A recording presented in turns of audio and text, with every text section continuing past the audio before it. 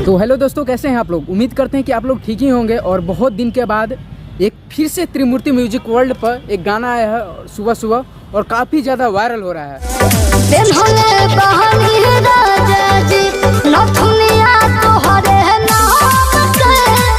तो सोचे किस गाने के बारे में हम बता दें आप लोग को।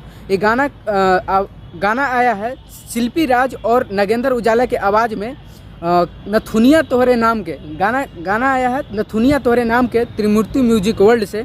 और काफ़ी ज़्यादा वायरल हो रहा है, काफ़ी व्यू गया है इस गाने पे और काफ़ी रील बन रहा है।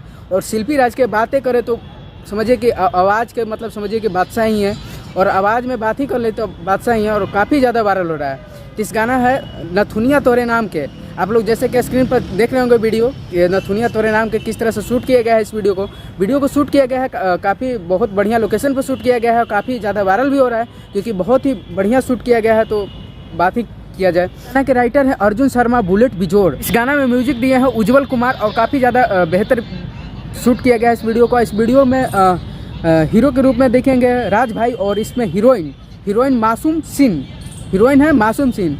झारखंड के बादशाह कहे जाने वाले राज भाई इस गाना में काम किए हैं और काफ़ी ज़्यादा सुपरहिट ही गाना चल रहा है। तो आप लोग जाइए त्रिमूर्ति म्यूजिक वर्ल्ड पर और इस गाना को सुनिए और ढेर सारा प्यार दीजिए।